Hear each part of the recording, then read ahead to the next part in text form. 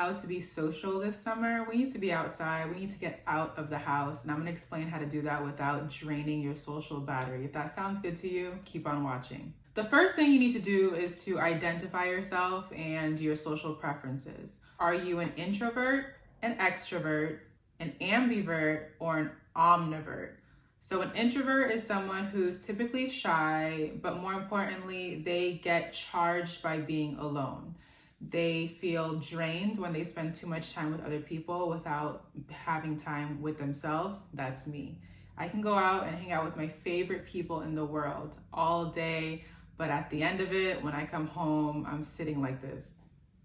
And it's not because I'm mad or I had a bad time, it's just that when I'm in social situations, it drains me to be social, even though I like the people. If you know what I'm talking about, put it in the comments below. I know I'm not weird and I know I'm not stuck up or stush, but I know that I need my alone time. For example, last weekend I had one day, Saturday in particular, I was in 4 different social settings in one day. I'll actually show you guys here. In the morning I went to yoga, then I went to my friend's house for a Memorial Day barbecue.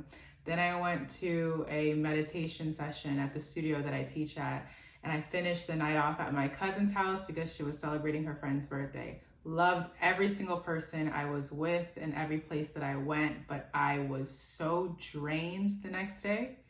I sat in my room, Memorial Day, luckily we had the day off, and I just sat there recollecting my thoughts and enjoying my quiet alone time. The second type is an extrovert, somebody who gets charged by being around different people. So they are always out and about, or they always have people with them because it makes them feel charged. And when they're alone, they feel depleted, they might feel lonely, they might feel bored, they might not enjoy the time by themselves. An overactive extrovert would be someone who could never be single, who can never be alone. It would be really hard for them to sit at home by themselves on the weekend. They want to see what's going on, where are we going, who's coming over. If one person is coming, they want to invite someone else because they just love being around people. It really gives them energy and they enjoy and thrive in those environments.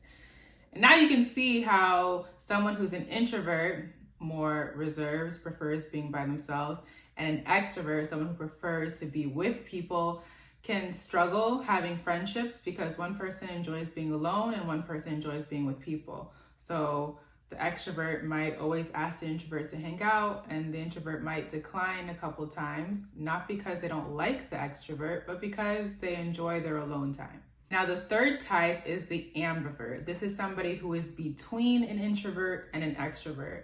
They're kind of in the middle. So sometimes they can lean toward being alone, and sometimes they can lean toward being in social situations. It all depends on the individual, their mood, and what their social appetite is at the moment. You can't quite place them in either category because they're kind of half and half, 50-50, 1 foot in, 1 foot out. And the last one is the omnivert, somebody who is situationally an introvert or an extrovert. So it just depends on the environment, it depends on the people. If they're really comfortable with a group of people, they might be seen as an extrovert. If they're really uncomfortable with a group of people, they can be seen as an introvert. I sometimes wonder if I'm an introvert or an omnivert because I like being around people, but sometimes when I'm not around my people, I feel uncomfortable. Because a true extrovert can be around anybody, doesn't really matter the person, just being around people, like going to the mall and being around even strangers, going to a party, any place with a lot of people. But for me, I am selective. I don't want people, I want my people. I kind of touched on this in my last video on how to maintain healthy adult friendships. I prefer to be around my group of people, my friends, not my friends and their friends. So let's say we have Molly, that's my friend. And Molly is friends with Bob and Susan. I don't really know Bob and Susan like that. If Molly invites me out, I would prefer that it would just be the two of us, not only because I know Molly best, but also because I know that I'm an introvert. I know that my social battery is starting at 45%. It doesn't start at 100, it starts at 45%. And if I'm going to use the charge that I have, I'd rather use it on someone that I know and care about rather than other people that I have nothing against, but don't have any intentional feeling or care to hang out with them in a social setting, if that makes sense. If you know what I'm talking about, please comment below. Why does this matter? It matters because this is summertime. We need to understand when we get invited to these girls' trips, pool parties, birthday barbecues, knowing what category or what kind of person you are socially will help you and prevent you from depleting yourself, overextending yourself, overcommitting yourself, saying yes to something when you know, wait, that day I'm also hanging out with this person. And if I do both of those outings in one day, I am going to be drained. So if you know that you're an introvert, try to space out outings with other people, but more importantly, make sure that you schedule. Not in your head, but in your calendar. Write it down in your planner if you have the written ones, or in your phone, so you know that you have quality time by yourself. And it doesn't always have to be alone. I think that's the biggest misconception, and that's something that I'm struggling with now myself, is that just because you like being alone doesn't mean you have to be alone at your house, in your room, in your apartment. You can be alone in public. What am I talking about? Go to the beach and sit by the water by yourself. Go to the bay and sit on a bench at a park, coffee shop and get a drink, read a book, a bookstore, a farmer's market. A challenge that I want to give anybody who's an introvert, and I'm pointing to myself too, schedule 2 times to go out alone. Do something by yourself. The first thing I want to do, attend a dance class. I used to dance when I was younger, and I did last month during Haitian Heritage Month, and I liked it.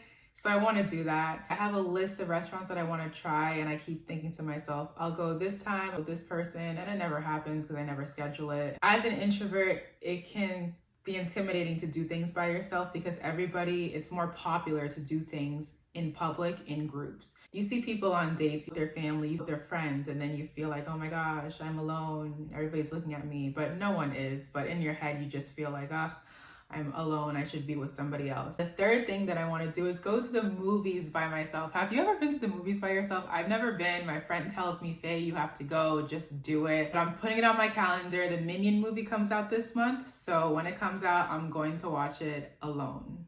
Once you figure out what your social preferences are, plan your month, your week according to that, and see how it goes. See if you need to adjust.